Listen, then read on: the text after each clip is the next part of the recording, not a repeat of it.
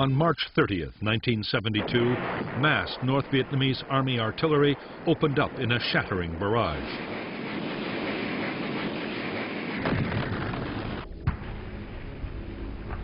The targets for the guns and rockets were South Vietnamese positions across the demilitarized zone, separating north and south.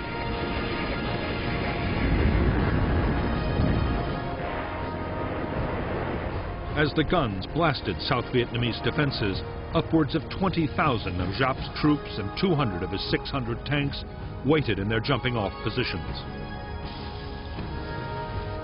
At noon, they surged forward as the South Vietnamese units fled in panic.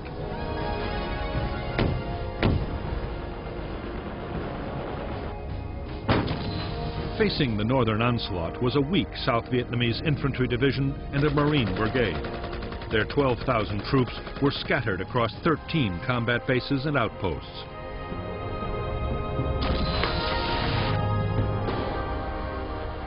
The enemy assault caught the infantry division just as it was moving regiments from one position to another.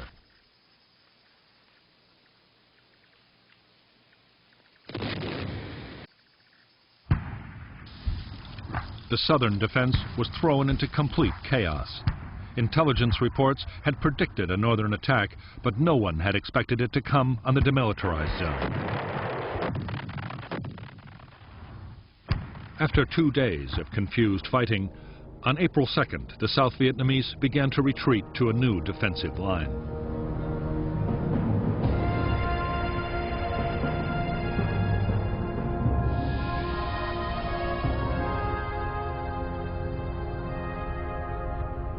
The northern offensive across the demilitarized zone had forced the South Vietnamese to fall back to Route 9 and the Qua Viet River. To the west, the line was held by Camp Carroll, the Rock Pile, and the My Loc combat base. In 2 days, these bases fell and the NVA pushed to within 10 miles of Quang Tri City.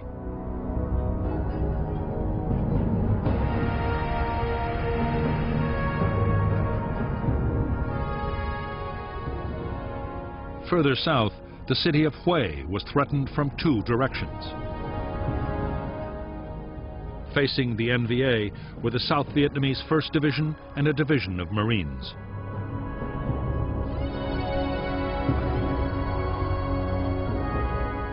The attack opened on April 1st, 1972.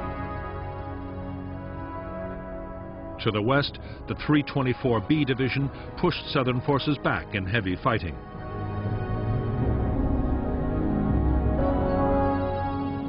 For a time, the defenders held a line from the Mai Chon River to Firebase Bastogne, an old American outpost. But soon, even that line was being pushed back.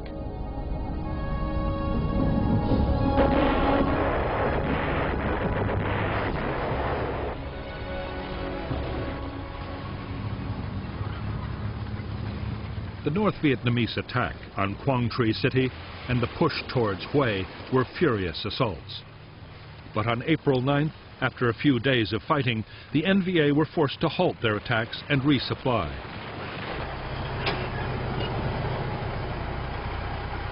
Outside Quang Tri, the North's failure to keep up the pressure saved the South Vietnamese defense from complete collapse.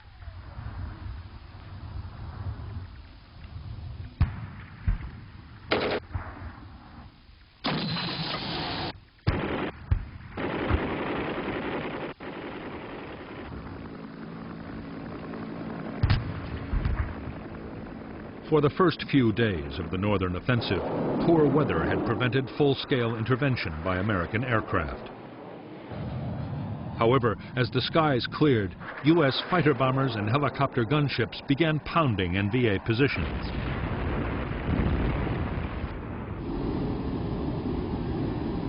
They were joined by massive air reinforcements rushed to the region, including B-52s and 4 more aircraft carriers.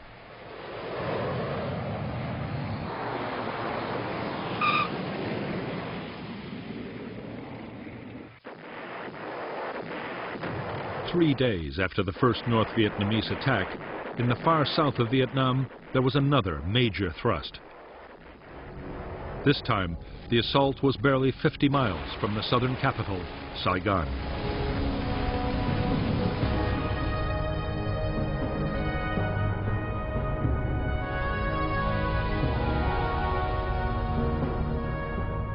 The South Vietnamese forces defending Saigon were the 18th Division, the 5th Division, and the 25th, along with 3 Ranger groups.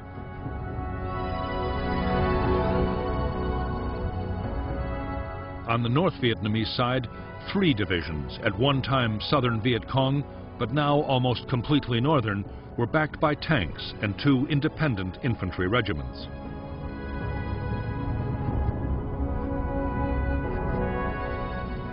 The North Vietnamese first launched a diversionary attack towards Tay Ninh City, overrunning South Vietnamese garrisons.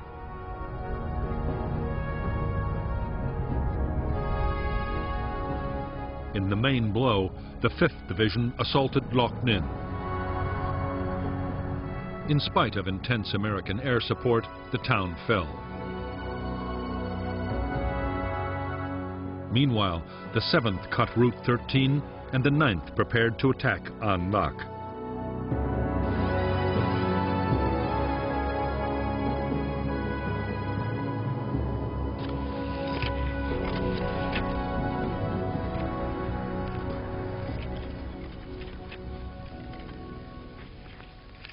At An Lac, more than 12,000 North Vietnamese were besieging less than 1,500 South Vietnamese army troops. The town was surrounded and ripe for an immediate assault. NVA artillery was pounding the defenders.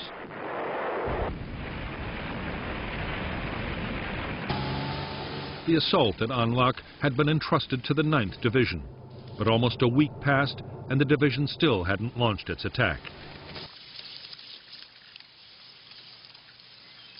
Supplies of ammunition, fuel, and spare parts were arriving far too slowly, and their tanks became bogged down.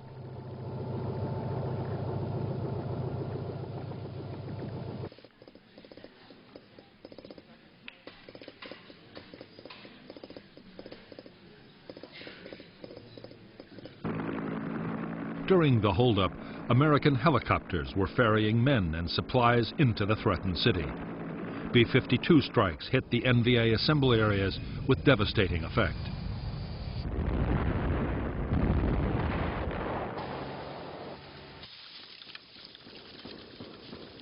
The NVA finally mounted its assault on An Lac on April 13, 1972. At once, American helicopter gunships pounced on the attackers. In 3 days of mass infantry assaults, spearheaded by tanks, North Vietnamese troops managed to seize the northern part of the city. But they failed to break the defense. The 4,000-strong South Vietnamese force, reinforced by elite airborne units, held their positions and launched furious counterattacks, accompanied by renewed B-52 strikes. The carnage would continue until on May 15th, the Viet Cong forces withdrew.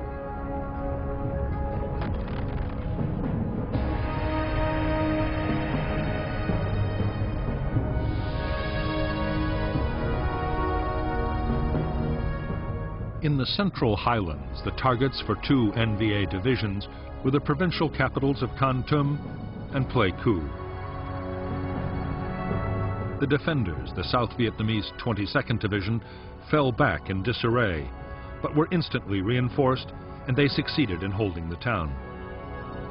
Meanwhile, the NVA seized control of most of Binh Dinh province, threatening to cut the country in 2.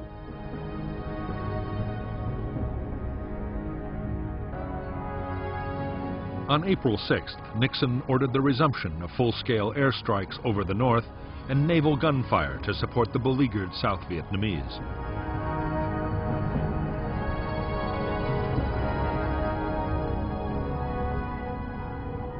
On April 27th, 2 weeks after the first North Vietnamese attack on Quang Tri City, the NVA renewed their assault. Reinforced by the 325th Division, they pushed to within a few miles of the city.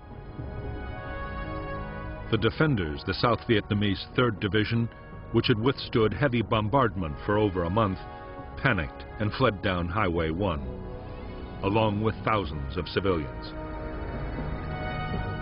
Meanwhile, the North Vietnamese army took possession of Dong Ha on April 29th and Quang Tri on May 1st.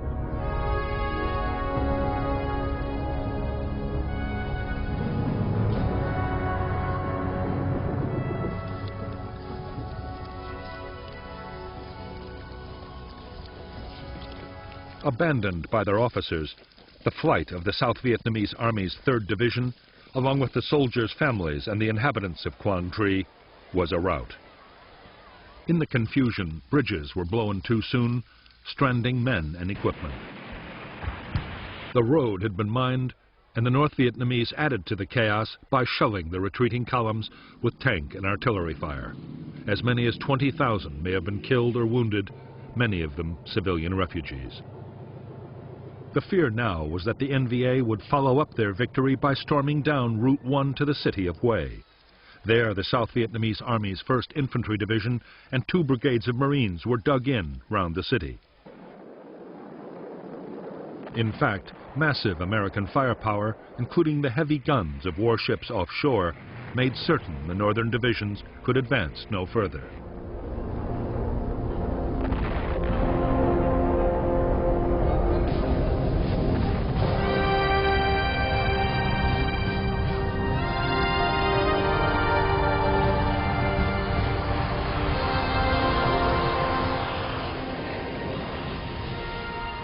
American air support for the South Vietnamese Army, codenamed Operation Freedom Train, had unleashed tens of thousands of airstrikes against the attacking northern troops and their supply lines.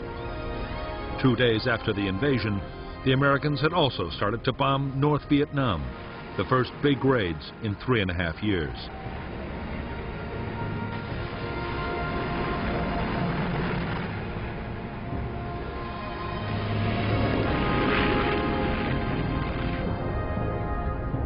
American bombers, including B-52s, were attacking military facilities, supply depots, rail yards, and fuel storage.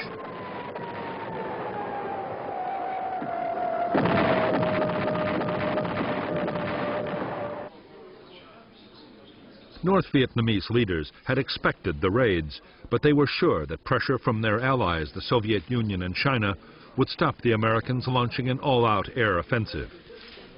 The North had miscalculated badly. Both superpowers were far more interested in good relations with the Americans than with the fate of Vietnam.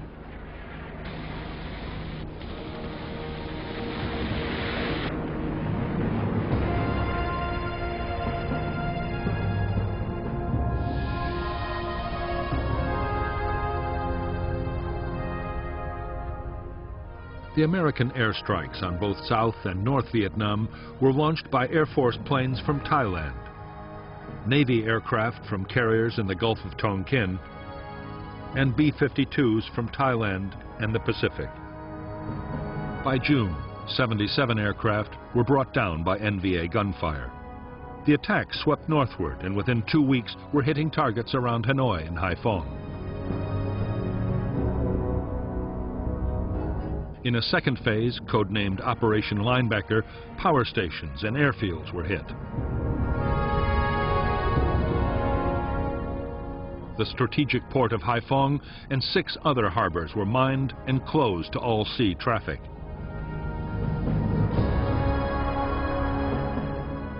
Soon after, the rail and road transport links to China were the targets for heavy raids.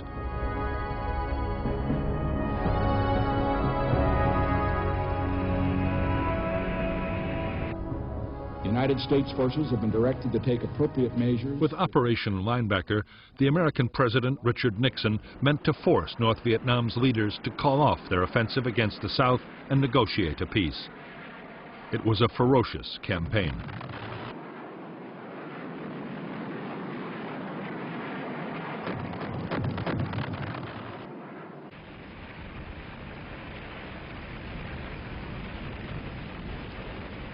The intensity of the bombing shocked North Vietnamese leaders. Worst of all, their allies did no more than protest. Even when Soviet ships in Haiphong were damaged, there was no dramatic reaction from the Russians. On May 20th, 1972, to the dismay of the North Vietnamese, Nixon's planned visit to the Soviet Union went ahead as scheduled.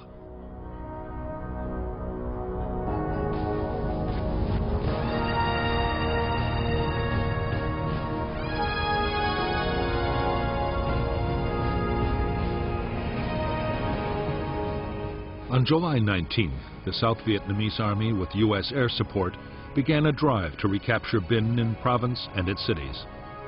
The battles would last until September 15, by which time Quang Tri was reduced to rubble. The NVA, however, still held the northern part of the province. In 5 months of battles, the attackers reckoned they had killed 100,000 NVA and NLF troops and had captured vast quantities of weaponry. The offensive was over.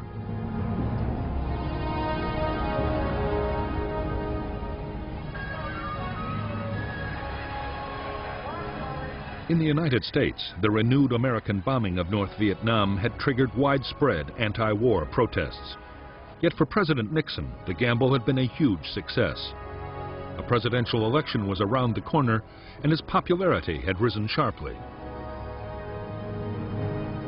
Now, Nixon wanted an agreement with North Vietnam that would free American prisoners of war and allow the remaining 32,000 U.S. troops in the South to leave.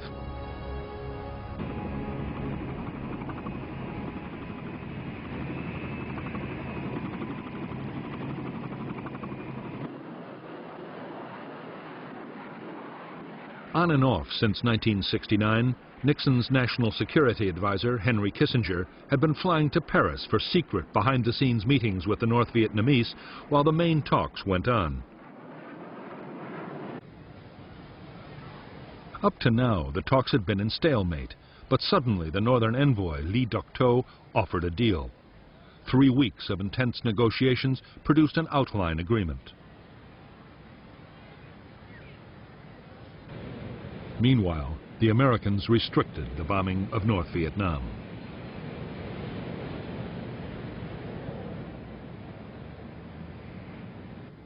The negotiations in Paris had been carried on without consulting South Vietnamese President Nguyen Van Thieu. Thieu was outraged at the treaty's terms, especially an agreement that North Vietnamese forces in South Vietnam would be allowed to stay in position.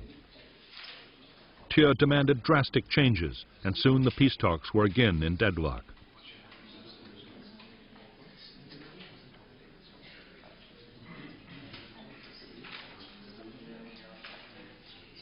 On December 13, 1972, the Paris peace talks broke down completely. Nixon was furious. He had won a landslide victory in the presidential elections, and with his popularity at its height, he was determined to force a solution. He ordered his military chiefs to prepare a massive bombing campaign against North Vietnam. Publicly, he gave northern leaders 72 hours to agree to return to the negotiating table.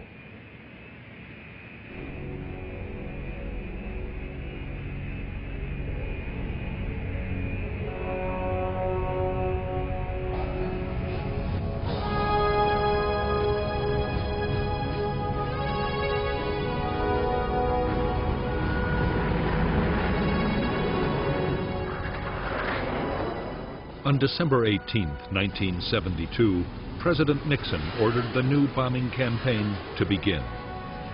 Soon known as Linebacker II, it would last for 12 days and would include a 3-day all-out effort by up to 120 B-52 bombers.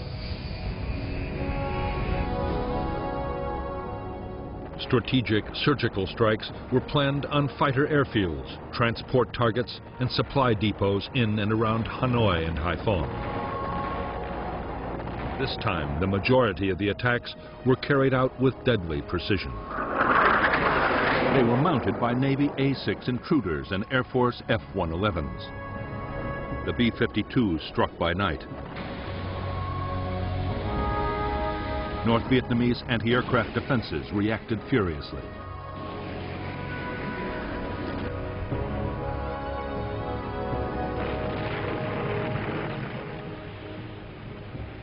As the defenses learned the paths taken by the B-52s to and from their targets, SAM anti-aircraft missiles took a heavy toll. 15 B-52s were shot down.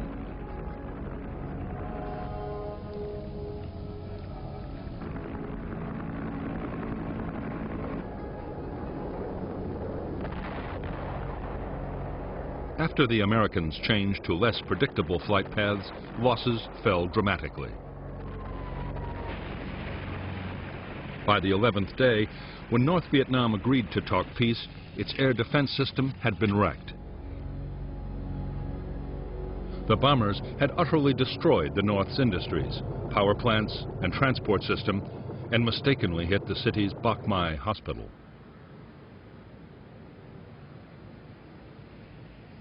In Linebacker 2, U.S. aircraft had dropped more than 20,000 tons of bombs. 26 planes had been lost, and 93 airmen had been killed, captured, or were missing. Hanoi admitted to between 1,300 and 1,600 North Vietnamese dead.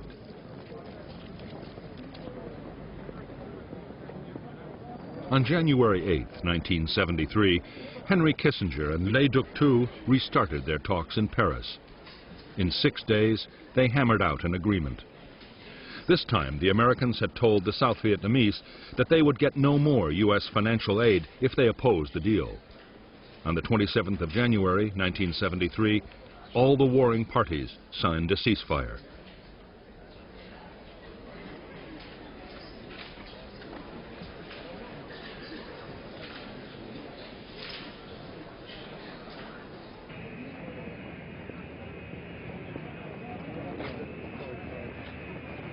Within a month of the peace treaty, the first of 600 American prisoners of war were released by North Vietnam. By March 1973, the last American combat soldiers had left the South, though military advisors and Marines protecting U.S. installations remained. For the United States, officially, the war was over. The war in Vietnam had been the longest conflict in American history, costing more than $150 billion. The U.S. armed forces had been left exhausted, barely able to meet their commitments across the globe.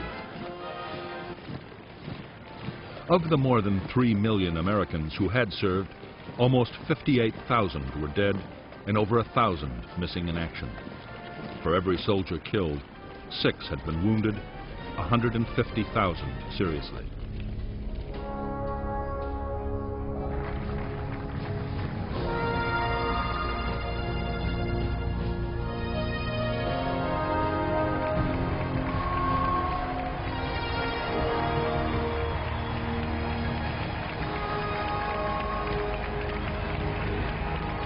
Although the Americans had left Vietnam and a peace treaty had been signed, few Vietnamese believed that the war was over for them. The agreement had left 200,000 northern troops occupying strong positions inside the South. At the last minute, the Americans had given South Vietnam vast quantities of new weapons and was still giving large amounts of financial aid.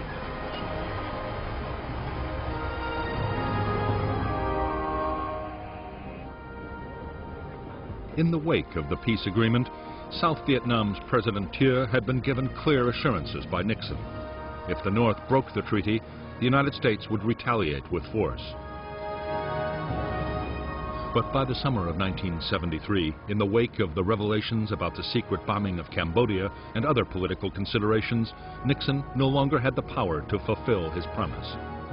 The U.S. Senate passed a bill banning combat operations over Vietnam, Laos, and Cambodia.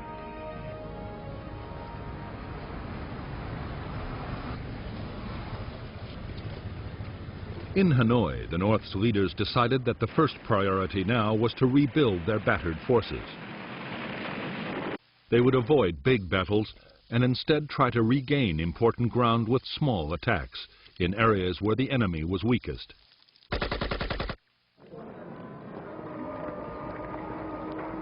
At the same time, they would prepare for a future offensive on a gigantic scale.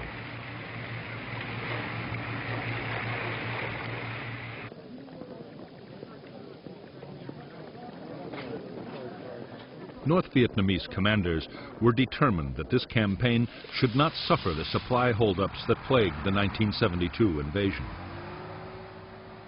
In Laos, the Ho Chi Minh Trail was modernized while engineers began building a proper two-lane road just inside South Vietnam. It would be able to take heavy trucks and tanks from the north to within 70 miles of Saigon.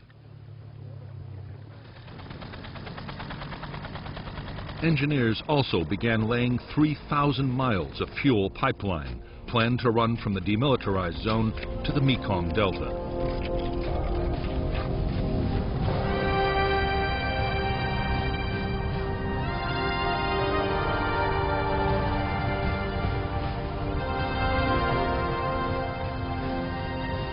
By the start of 1974, the North Vietnamese had rebuilt their divisions in the south.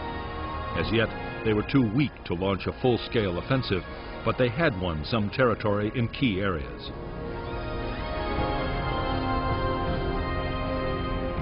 On the South Vietnamese side, government forces seemed to be holding up well, but in the country, a crisis was looming.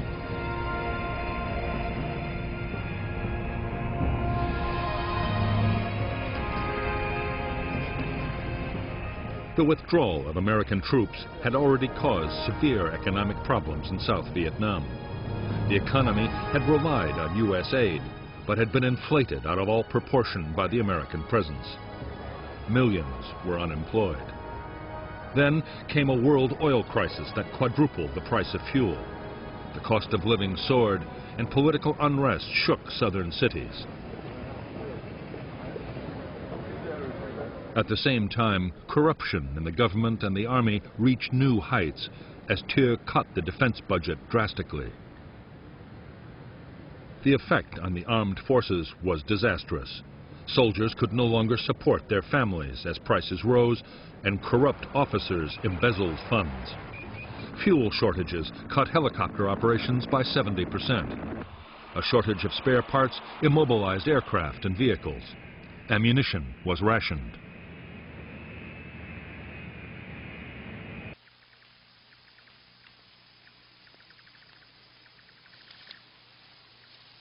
Steady cuts in American financial aid would add to the overriding sense of decay. The American tap was being slowly turned off.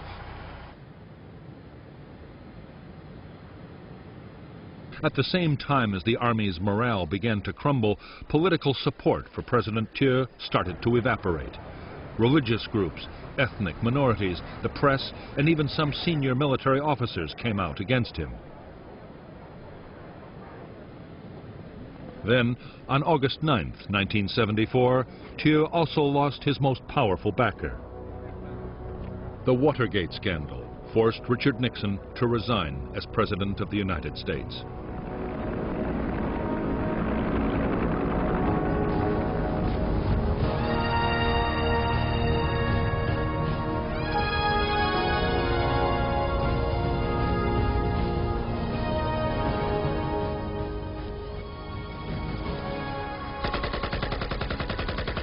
The North Vietnamese Army used the spring and summer of 1974 to improve its position in South Vietnam. NVA commanders launched a series of strategic raids to regain the initiative and seize key pieces of territory.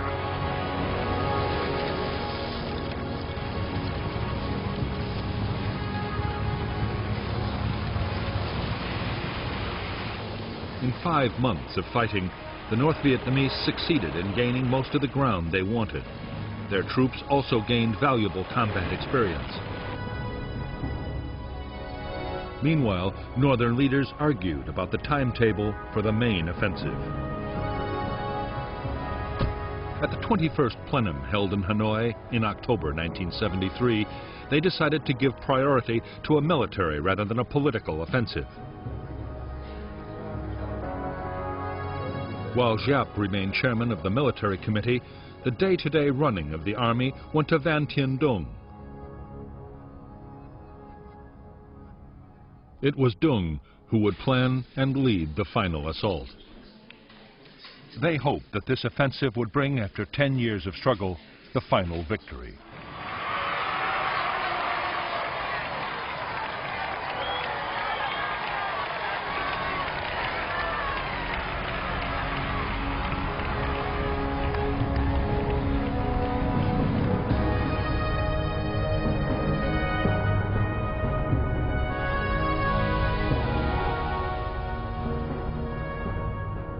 By December 1974, the North Vietnamese Army's main supply route from the demilitarized zone to Loc Ninh was complete.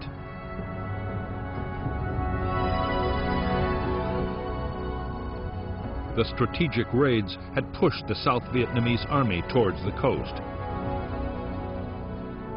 Northern artillery now threatened several major cities. In the Saigon area, northern forces had gained ground on 3 sides of the capital.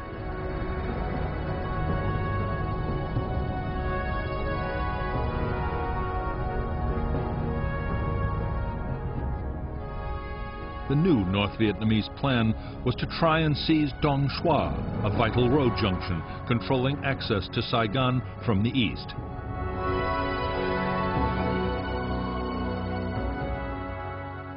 On December 26, 1974, the 7th NVA Division captured Dong Xoa. Next came diversionary attacks to pin down South Vietnamese forces.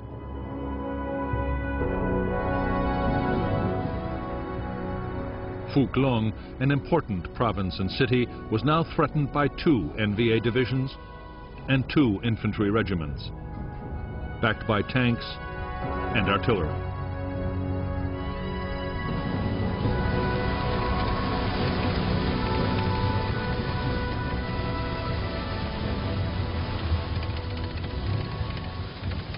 The North Vietnamese forces encircling Phuc Long city were more than 15,000 strong.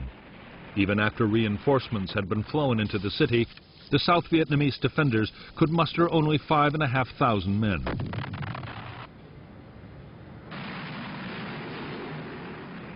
The Southern Air Force was short of serviceable planes, and faced by heavy anti-aircraft defenses, it achieved almost nothing.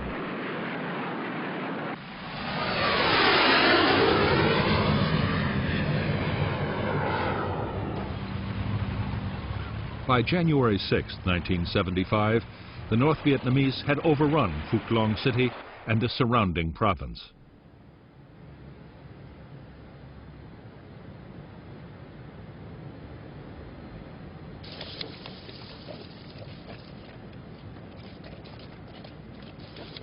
The loss of Phuc Long was a disaster for the South Vietnamese. Confidence in President Thieu fell to a new low. The skill and strength of the North Vietnamese divisions had been a shocking revelation. Worst of all, the most blatant breach of the Paris Treaty yet seen in Vietnam had produced no reaction from the United States.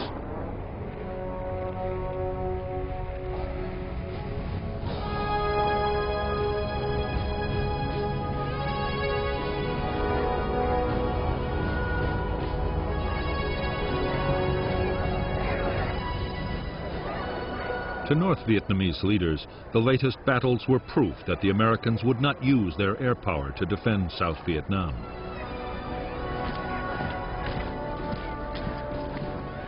There was also good news from the Soviet Union, the promise of huge quantities of extra weapons and supplies. The Soviets were keen to increase their influence in the region and believed they were backing a winner.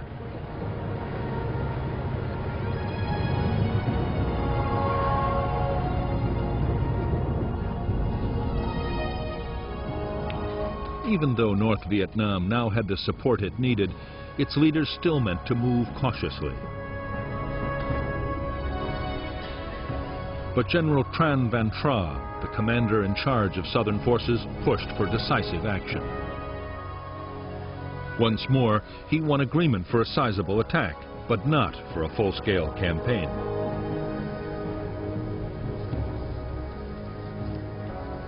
South Vietnamese generals had long ago been given clear orders about how they were to react to any northern offensive. They were to hold on to every scrap of southern territory, and their forces had been deployed for a defense on all fronts.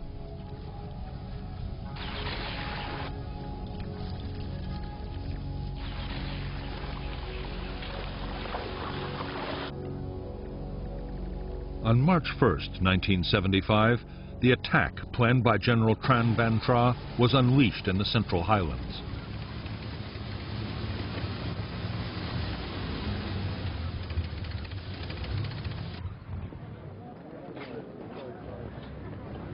As ordered, government forces meant to stand and fight. But suddenly, President Thieu, the southern leader, changed the plan completely.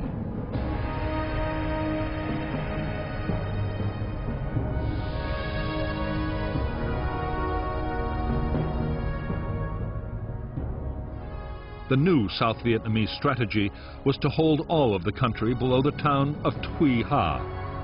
Areas previously held by the North Vietnamese would be retaken. Above Tuy Ha, a series of defense lines would be created north and west of Hue, Da Nang, Quang Ngai, and Quy Nhon. If need be, the lines could be abandoned one after the other in an orderly withdrawal until a solid defense could be mounted.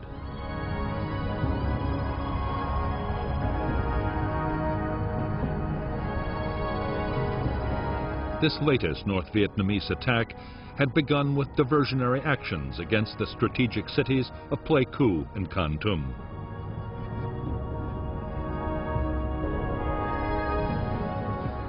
But the real target to capture was Ban Mi Thuet, and the attack began on March 10th. The southern 23rd Division mounted a counterattack, but failed hopelessly when South Vietnamese planes scored a direct hit on their own divisional operations center, ending any organized defense. A new plan was then put into effect.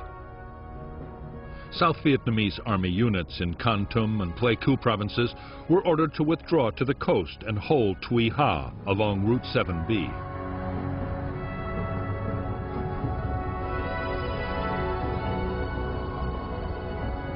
President Thieu's order to the South Vietnamese army to abandon the Central Highlands did not include the regional military forces and the militia. As news leaked out, they and the civilian population panicked. What was supposed to be an orderly withdrawal soon descended into complete chaos. Military units, their families, and 400,000 fleeing civilians jammed the primitive road. The 120-mile retreat down Route 7B was a nightmare.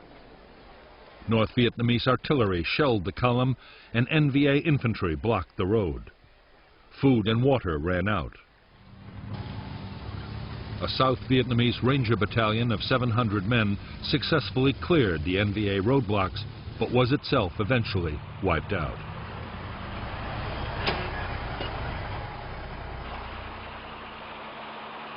By the time the column reached the coast, a third of the 60,000 troops that had set out were dead or missing. Of 400,000 civilians, a quarter had disappeared.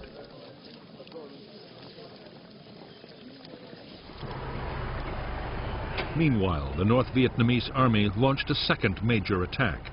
100,000 men converged on the major cities of Quang Tri, Hue, and Da Nang.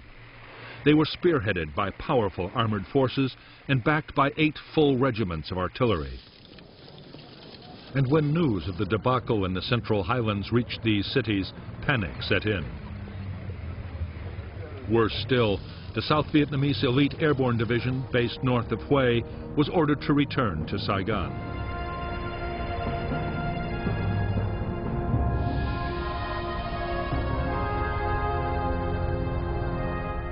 The North Vietnamese plan was to attack from 3 directions. They meant to drive southern forces back to Da Nang. There, the enemy would be trapped and destroyed. Quang Tri province was quickly captured, followed by the town of Tam Kỳ to the south. Refugees surged along Route 1 towards Da Nang. At the same time, the NVA advance threatened to cut Route 1. South Vietnamese army units were now ordered to abandon Hue and Chu Lai and retreat to Da Nang.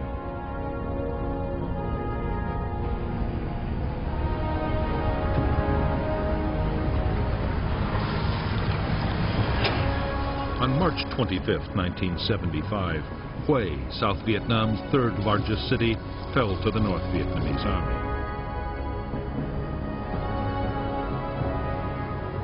The mass of refugees were by now converging on Da Nang. Over 2 million were already crammed into the city, including tens of thousands of armed deserters.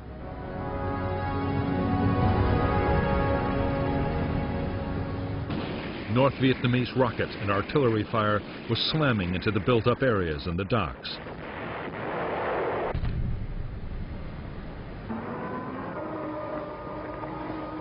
Fleets of ships and small boats crammed the harbor, and there was a frantic scramble for places.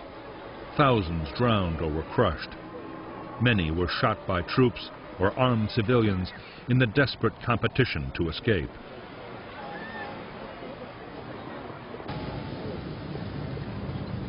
As 30,000 North Vietnamese troops advanced south to Da Nang, the South Vietnamese command ordered all its troops to be evacuated by sea. In the chaos, few succeeded in escaping. The scenes of panic and mayhem at the docks were repeated at Da Nang's airport.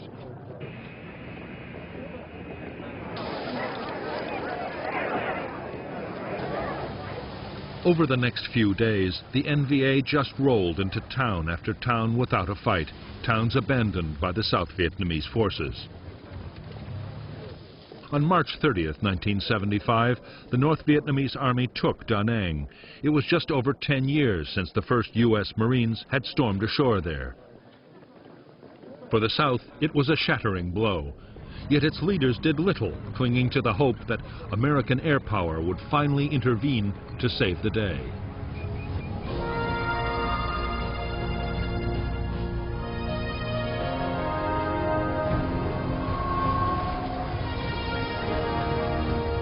By early 1975, 5 weeks into its campaign, the North Vietnamese army had made stunning gains.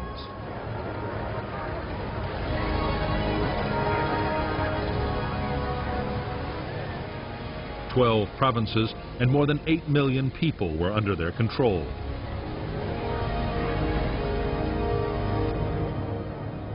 The South Vietnamese army had lost its best units, over a third of its men, and almost half its weapons.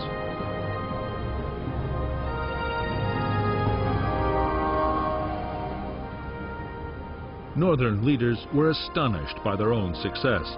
The question now was, could they press ahead and take the capital, Saigon, in a war-winning blow? Originally, they had not planned to get this far until 1976, but now it would have to be done within 3 weeks, before the rainy season disrupted operations.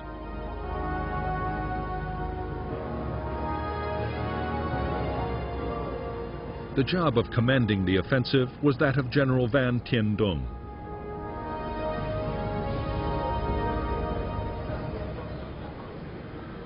His deputy was General Tran Van Tra, the man whose aggressive strategy had opened the way to Saigon.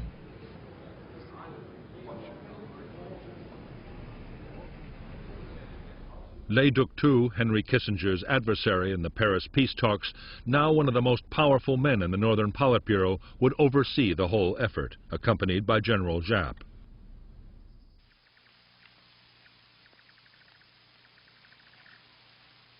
The final offensive was named the Ho Chi Minh Campaign. For the assault, the NVA deployed 250,000 men and hundreds of tanks.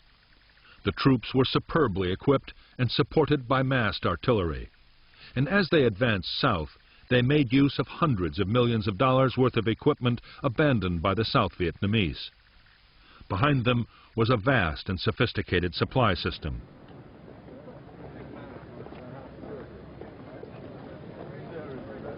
North Vietnamese transport aircraft and ships were now ferrying men and materials into captured airfields and ports in South Vietnam.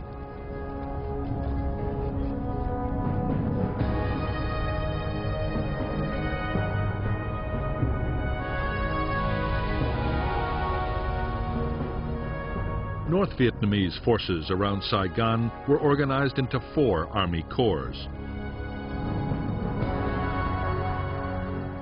Each was made up of 3 or 4 divisions and was given a line of approach to the city.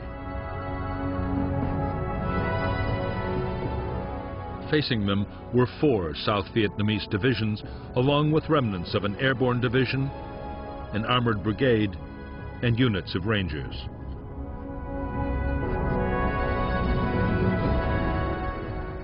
As the northern attack rolled inexorably on, they had to cut Route 4, isolating Saigon from its forces in the Mekong Delta.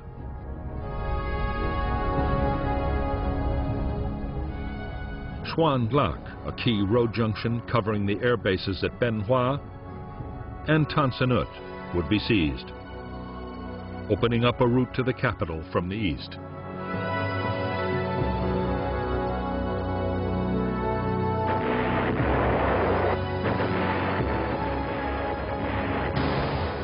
The first attacks of the Ho Chi Minh campaign opened on April 9, 1975.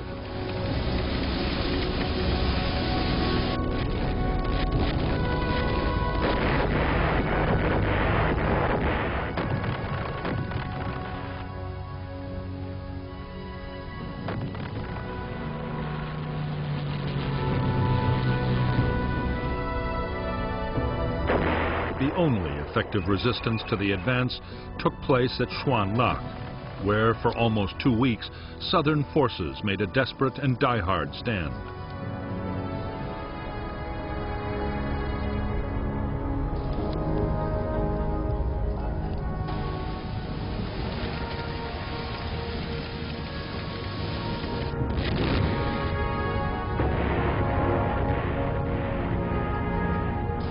The North Vietnamese threw more than 30,000 men at Xuan Lac, backed by powerful tank and artillery forces.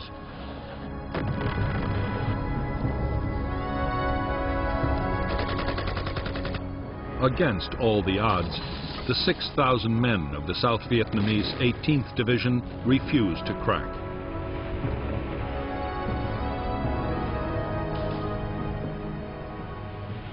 In 2 weeks of bitter fighting, the North Vietnamese hit the defenders of Xuan Lac with 20,000 shells and rockets. Still, Southern forces drove back mass infantry attacks.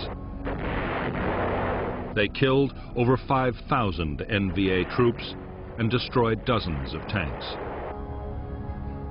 It was to prove the last big battle of the Vietnam War. In the end, the defenders were forced to pull back. 1 in 3 of the South Vietnamese 18th Division were dead. The fall of Xuan Lac meant the road to Ben Ha and Saigon itself was wide open. With the direct threat to the capital, on April 21st, President Thieu resigned and fled to Taiwan. Members of the Provisional Revolutionary Government in Paris had earlier indicated they'd be prepared to negotiate with General Duong Van Minh, a trusted intermediary. However, for the moment, the southern government was paralyzed. A mass exodus of foreigners, government officials, and the remaining Americans was already underway. Saigon docks were crammed with boats as thousands tried to escape by sea.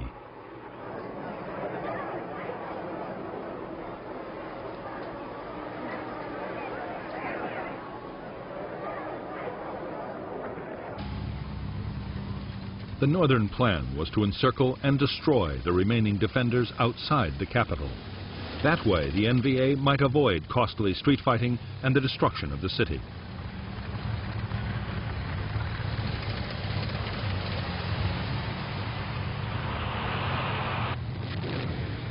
On April 25, 1975, they launched their final assault.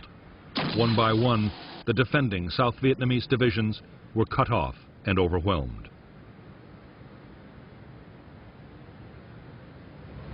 On April 28, as NVA forces pressed in on the city, General Minh was sworn in as president. Attacks on Tan Son Nhut Airport closed its runways. Only helicopters now offered a way out. Starting on April 29, 1975, U.S. Marine and Air Force helicopters flying from carriers offshore began a massive airlift.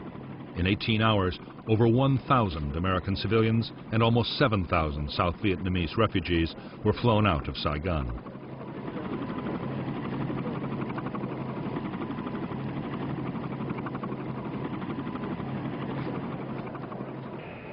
The helicopters were leaving from Tan Son Nhut Airport, now besieged by refugees desperate to escape.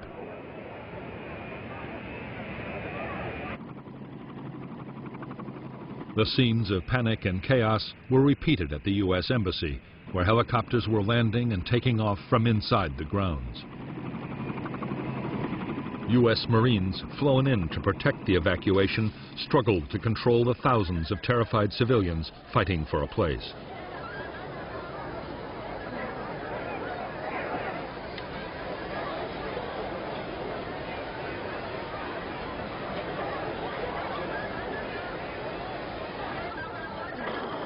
At 4:03 a.m. on April 30th, 2 U.S. Marines were caught in a Viet Cong rocket attack on the airport. They were the last Americans to die in the Vietnam War. A constant stream of American helicopters shuttled between embattled Saigon and the rescue fleet off the coast. At the same time, South Vietnamese military pilots were using their own or commandeered aircraft to escape. The decks of some American ships became so crowded that helicopters had to be pushed overboard.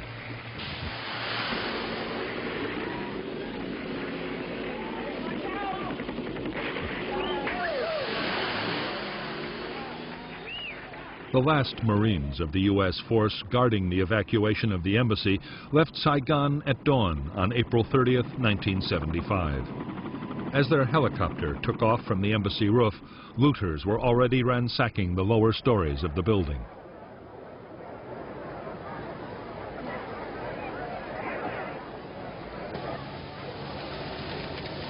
Five hours after the last Americans had gone, North Vietnamese tanks rolled through the streets of the South Vietnamese capital. The government had ordered the army to lay down its weapons, and there was almost no resistance.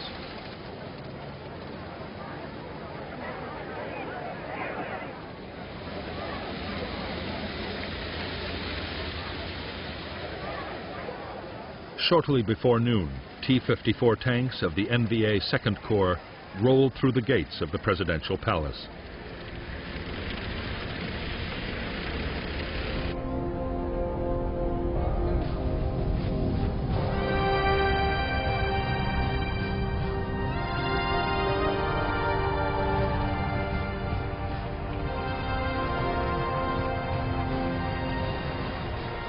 The bitter war, which ended on April 30th, 1975, had claimed the lives of huge numbers of Vietnamese.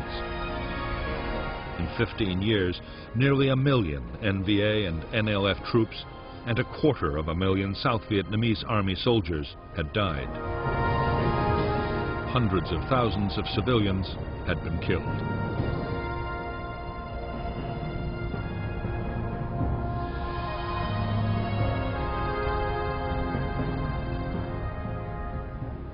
After the victory, Northern officials moved quickly to take control of every aspect of Southern life. Even the NLF had little say as Hanoi tightened its grip. Soon, hundreds of thousands of people, officers and men from the South Vietnamese Army, and those believed tainted by the old regime, would be sent to re-education camps.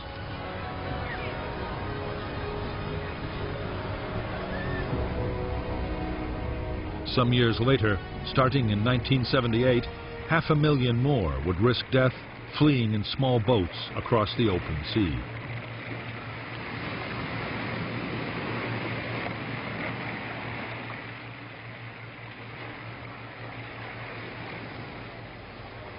Although the war was over, peace in Indochina did not last long. Within 5 days of the fall of Saigon, Khmer Rouge troops who had taken power in Cambodia carried out the first of many border attacks, killing more than 30,000 Vietnamese. On December 25, 1978, Vietnam invaded Cambodia to liberate the population from the genocidal rule of Pol Pot. China, Pol Pot's ally, retaliated by attacking Vietnam. This conflict would cost another 100,000 lives.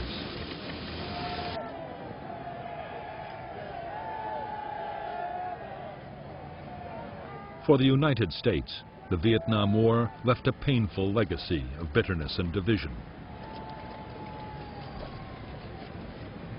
As the nation tried to forget a humiliating and frustrating episode in its history, those who had served were ignored or greeted with outright hostility. It was 1982 before veterans of the conflict were finally recognized with the building of the Vietnam Memorial. For America, only then could the ghost of Vietnam finally begin to be laid to rest.